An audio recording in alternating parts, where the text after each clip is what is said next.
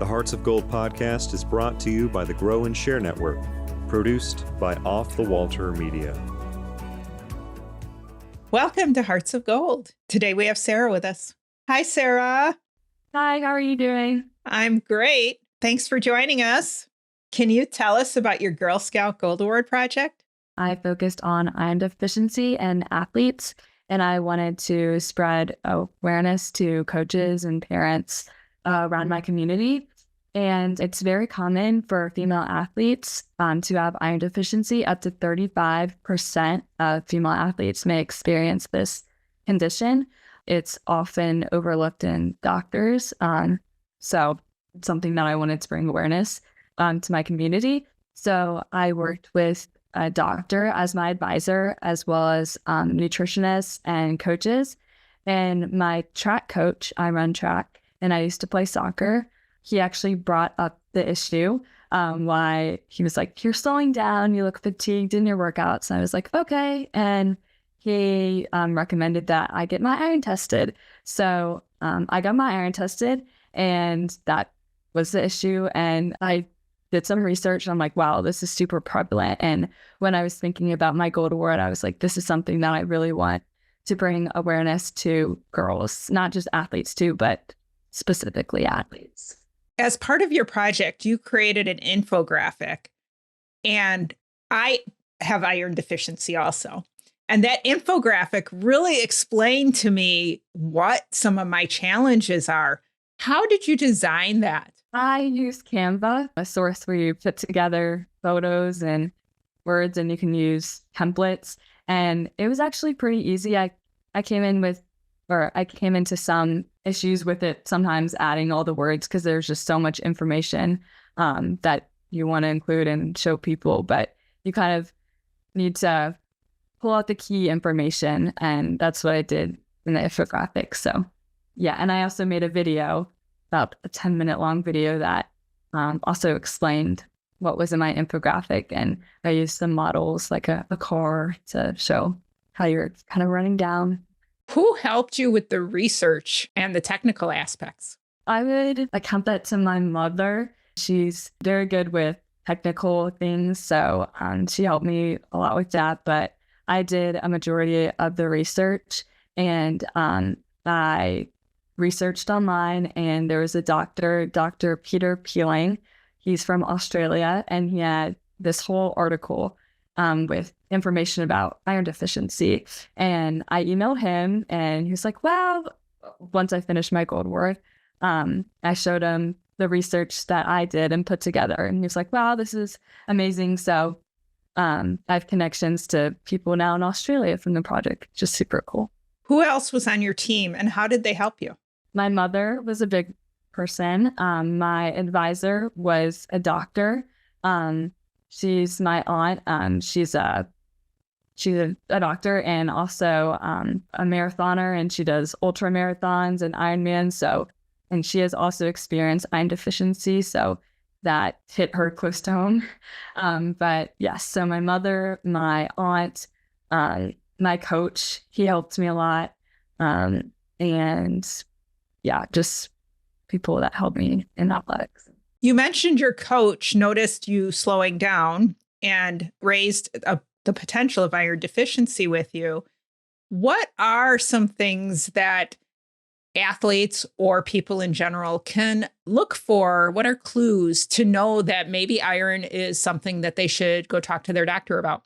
Definitely if you're feeling fatigued all the time, lightheaded, losing concentration in school, if you stand up and your vision goes black, that's definitely a sign maybe of iron deficiency. So I would definitely go get that checked out, because I know a lot of people that are like, when I stand up, I should be seeing correctly. So, and definitely if you're an athlete, not even if you're not experiencing those symptoms, you should still get your iron checked, just for future, just to check it and see if everything's okay. If you find that you do have an iron deficiency, what are some of the solutions that a provider may suggest for you? For me, my provider told me to look into supplements and eating iron-rich foods like heme, and he told me about heme and non-heme iron, which is heme iron is iron with the iron that comes from meat sources, and non-heme iron that comes from vegetables like spinach and leafy plants. So diet is a main one, and supplements. So eating is definitely big. And if you're a vegetarian and you're not getting that heme iron, you definitely have to eat more non-heme iron sources. What was the thing that surprised you the most while you were working on your project? I created a website kind of just to share my findings more, because I actually, in my initial plan, I didn't have a website or something that I wanted to do. I just wanted to send it out to people. But after realizing that I have to contact a lot more people, I think putting my information all in one place, I figured that would be the easiest thing to do. So from there, I created a website, and I've never created a website before. And that was a challenge that I worked on and overcame. Also working on the video.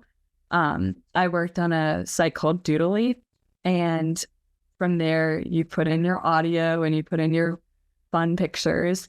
And I had to record the audio a few times just because it didn't match up with the pictures or things like that. So overcoming those challenges were difficult and very time consuming. I didn't realize my project would take it took over 200 hours. So there were lots of pieces and parts that definitely had to overcome. What kind of feedback have you received from the public? I went to a summer camp with 300 to 400 athletes that run track.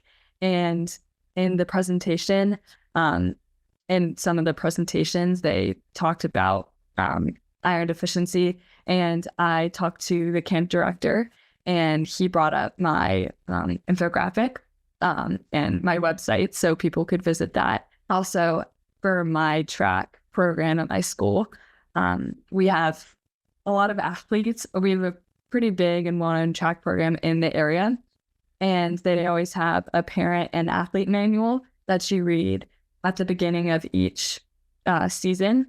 And in there, it includes my website and things that you should look for during the season with hiring. What did you learn about the Gold Award process that you didn't know and may be helpful for future Gold Award candidates? That is very time consuming. And if you carve out the time, you can do it. You just have to be persistent. And if you're really passionate about something, which I am very passionate about informing others about this issue, it's very rewarding at the end, receiving your award. And then also to this day, it's only been a few months since I received my award, but I'm still getting feedback, and I'm still talking to doctors. Like when I go to doctors' offices, my mom, when I get my iron tested, my mom's like, "Oh yeah, check out my daughter's website about iron deficiency." What did you learn about yourself that you didn't know before you did your Gold Award project? Once I put my mind to something, I can do it. A few years ago, I've been in Girl Scouts for 13 years since it all started. And when I was in elementary school and middle school, it's like, well, the Gold Award, like that is crazy. I don't think I can do it. That's so many hours. And now I've attacked the Gold Award, and I've got it done, and I feel accomplished, and it's something that I'm really proud of. What are your plans for the future? I have a few months left of high school, and I'm a senior in high school currently. I don't know what college I'm going to yet, but I definitely want to run. And contacting college coaches, I sent out my website, and I heard a lot of feedback from them as well. That's another source that I heard back from.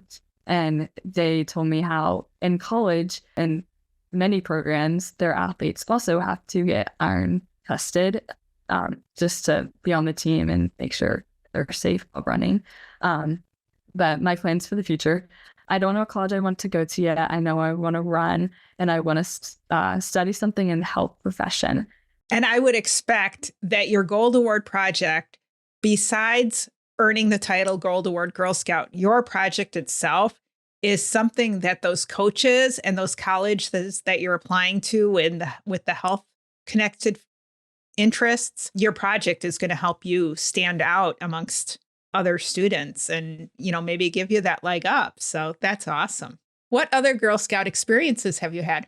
I've been doing it for 13 years, so a long time. And my troop has been very big from the start. It gets smaller and smaller, but now my group is a tight knit of girls, and most everyone in my troop has gotten their gold award, and we all kind of work together and helped each other complete our projects, which I thought that was pretty cool, or is pretty cool.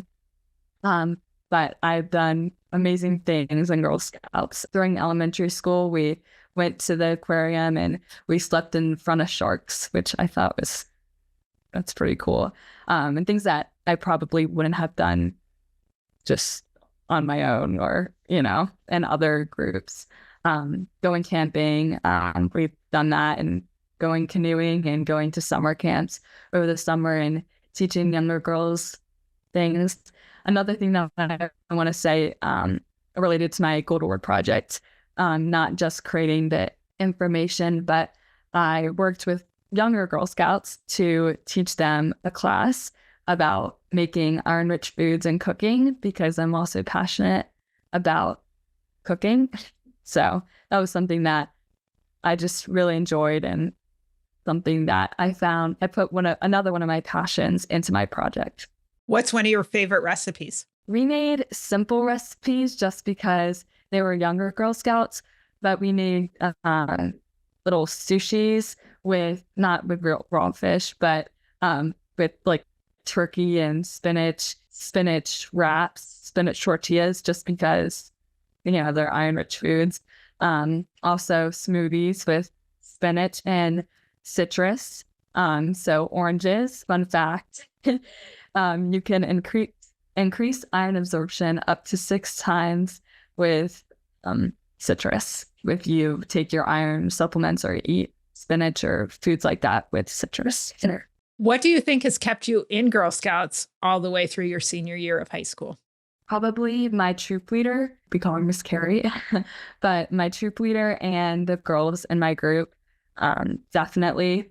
She makes all the lessons super fun, and she lets us choose what we want to do.